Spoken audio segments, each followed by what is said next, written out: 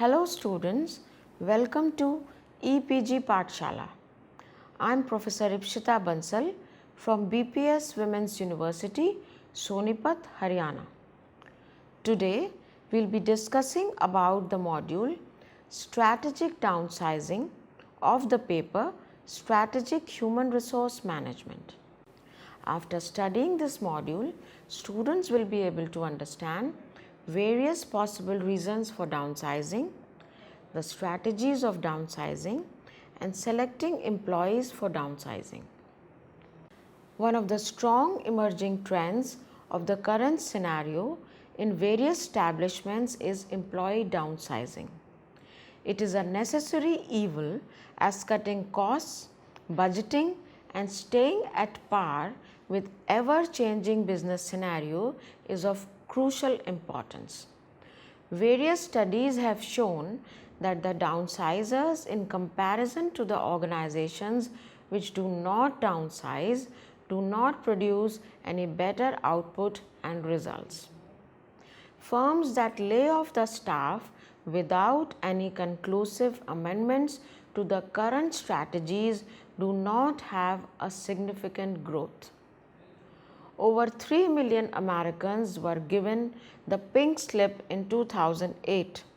Surprisingly, a majority of the companies, precisely 81%, featuring in the top 100 companies in Fortune's 2009 list of best employers to work for, did not have any head cuts then. Downsizing is generally initialized in the times of a financial lumber or crash as a safeguard. The most successful organizations downsize more critically as one component of the entire staff planning. Layoff is just another part of solution to the impending problems of a firm. Management sees this method to increase the deftness of the firm through thought out structure, internal development, and coaching. So, what are the reasons for downsizing? Organizations around the globe downsize in order to get financial gains. The thought follows from the orthodox theories that the only ways of economic growth in the firm's output, limited overhead expenditures, or accelerating output via revenues. Limiting the cost indirectly increase earnings. Earnings increase stock prices, satisfying investors and analysts. The crowning phrase above is other things remaining equal. Firms overlook the contribution made by the staff and only focus on their overhead cost. Unfortunately, the expected rise in the company's revenue does not happen. Instead, other problems weed up like smaller pay grade, reduced business owing to less labor force, absence of innovative products owing to less R&D staff.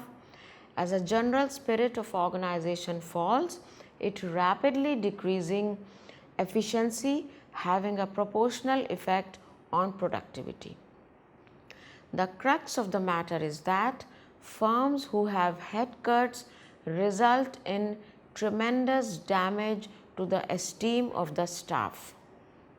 The output and productivity go down by an average of 8% in the following 3 years.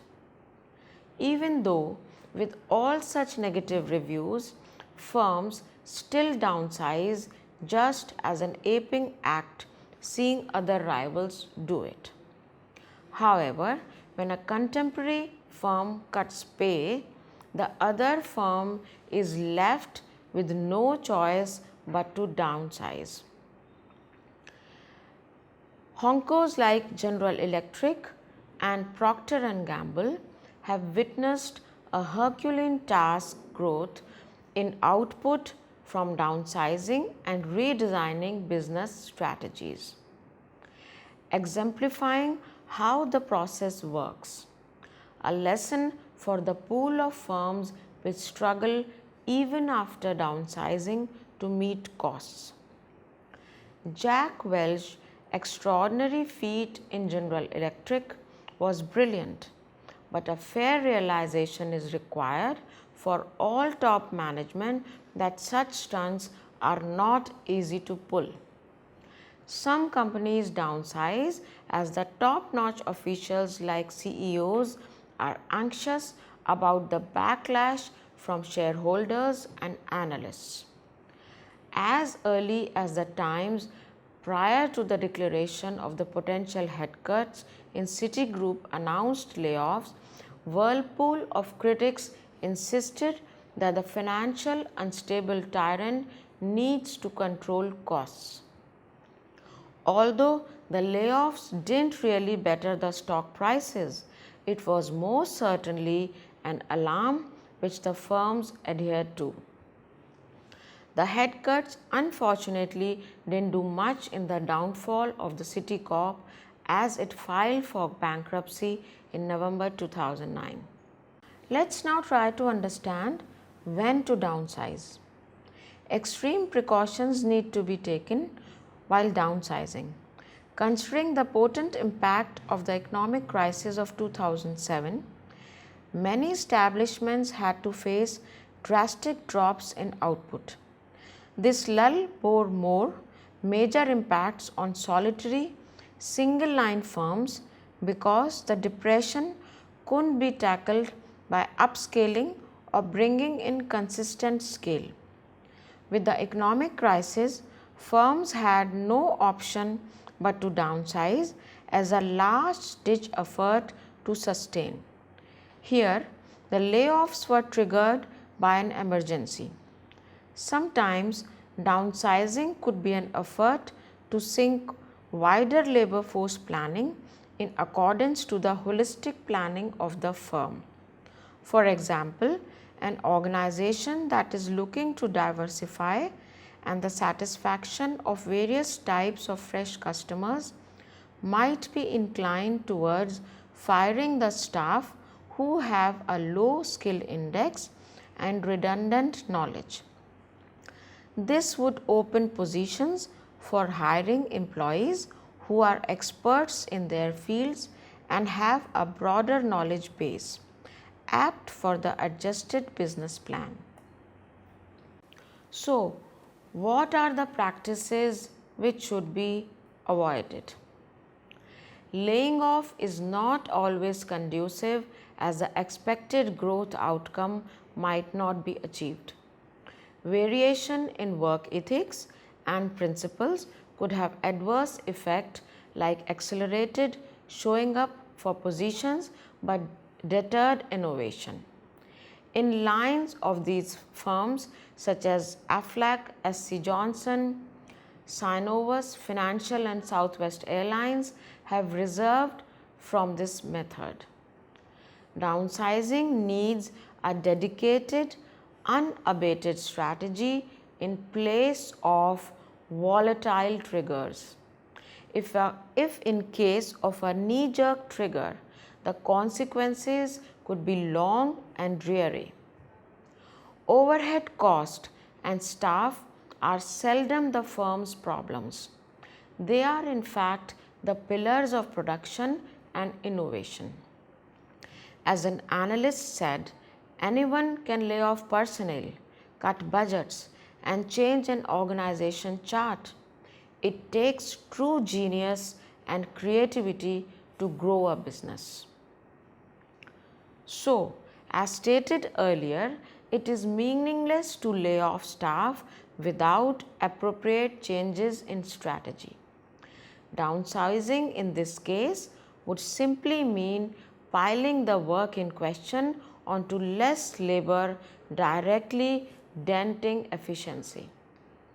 Eventually, the workforce is burdened and burns out, unable to function, causing more problems to the firm, and there is no hiding this from investors. The management is unable to get the workers interested in searching for ways to reduce costs, optimize and accelerate growth. The workforce at the grassroots level has a better vision and understanding of the potential saving areas as compared to the senior management. The partners of a firm who hold their stakes also get affected by downsizing, and taking this into account is imperative. The cascading effect of downsizing is tremendous, engaging all customers, producers and general public. This can be minimized by working with them, training and partnering with the experts. Downsizing strategies. First is attrition. Attrition is a gradual reduction in the number of people who work for an organization, that is achieved by not replacing those who leave. This method enables the staff to exercise freedom of choice on what kind of role they intend on taking up or to leave. The flip side of this is that this method is highly unpredictable and uncontrollable, but normal reduction of workforce due to retirement, resignation or death. Second is voluntary termination. Another method of downsizing labor force by incorporating buyout offers. This compensation is done to minimize the trauma of getting fired resulting in being unemployed.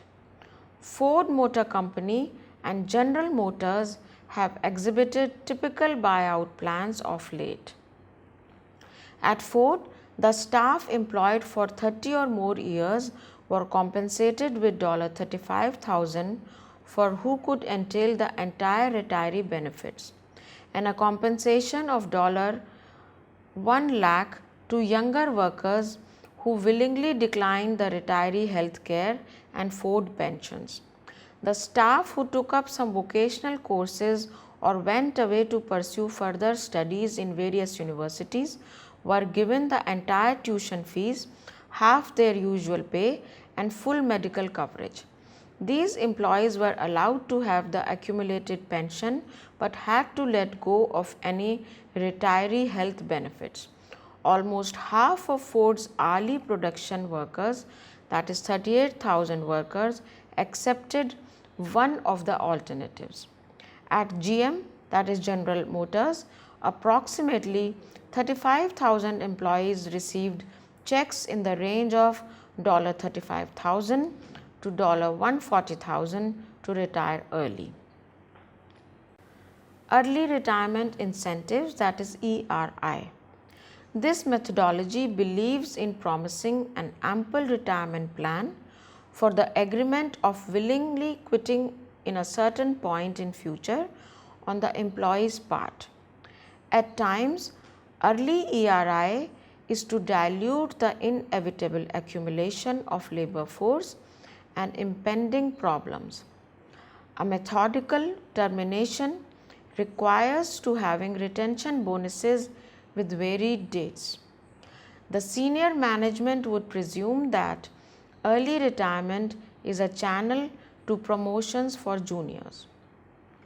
About a third accept the ERIs offered, but there are plenty of differences. Uninspired workers will accept ERI as they see no increase in pay scale or incentives are forthcoming. Compulsory termination. This is a non-negotiable termination and is a feature of grid shutting and complete removal of departments or business units. Even though this is highly unwanted by the employee, the management has an opportunity of laying down guidelines and restrictions required for the betterment of business. Such kind of downsizing is the danger signal for plausible lawsuits alleging discrimination. Staff selection layoffs. As downsizing is motored on a set of rules and criteria are put in place to decide the people to be let go. The things which are must-haves in the criteria are: do not have biases around a particular caste, be logical and rational with no vague element, built on credible reasons in line with the firm's strategies and goals. So, we should not have to resort to across the board cuts. These give equal status of employees, completely forgetting about the significance of the mix of expertise in various departments. They just look at the overall outcome, eliminating the individual contribution of employees. Let us say one department has overachievers and the other underachievers. How would you justify the same percentage of overachievers and underachievers be laid off? Selecting the department on the basis of critical importance in the company's success is the rational way. In this method, firms retain stars of every aspect of business who show immense promise in the future. An establishment ascends in steps. Firstly, identifying particular departments or strata and then tuning to the overall numerous holds up or funnel approach. This route is focused on keeping the promising talent with crucial skill sets by adopting methods and incentives essential for the firm's success. The dedication and performance at work is the cardinal factor when there are more staff than positions in a downsizing firm. In practical terms, an organization retains skilled experts with good conduct during tenure. Sadly, most firms don't have a proper mechanism in store to measure the capability of an employee. If all the criteria like performance, expertise, and conduct are incorporated, some firms use seniority or the term served in office as a rule for layoff. In all downsizing events, the firm should ensure that they should conduct adverse impact study prior to incorporating a plan. They should jot down the basis of decision making in downsizing. The assessments and data should be looked at by law with specialization employment law. So, what are the practices to be embraced? The importance of laying down the ground rules to downsize is at par with laying down rules for evolving critical strategies. Following are some stable professional practices for the downsizing process. Be honest and open with the entire team, keeping them aware and updated with the status of working in the firm and vigilant about coming changes. The staff wants to hear the truth from the horse's mouth, being from the senior most management. The people are always sensible enough to gauge the impending troubles. Present continual, annual as well as periodic feedbacks, reports and updates on critical planning of the firm. Facilitate strategic thinking in employees by keeping them informed, training them to identify cost-saving areas and optimizing. Also, a sense of belonging will be imposed when the staff has the faith that management would resort to downsizing as a last option. So, what should be the practices to be embraced? Extend enough respect and a sense of indebtedness towards the fired staff. Ensure that procedures used to make decisions are seen as just and fair. Keep a flexible exit method for employees on the day of relieving. motivate the retained staff and instill a sense of security. Study the consequences of downsizing on all HR systems. So students, let's now summarize what we have studied in this modules. Firms downsize for a number of reasons, which include cost cutting, market demands, economy of the country, restructuring, increased flexibility and adaptability, enhanced productivity, technological innovation, organizational politics, broadened skills bases by using outsourced labor, and in hopes of improving shareholder equity. Recent downsizing practices are attributed to the intensified competition, decreased product life cycle, escalating costs, and legal liabilities associated with employees. At times, downsizing becomes a necessity than a choice, but it certainly affects the employee's morale and increases the sense of insecurity among existing employees.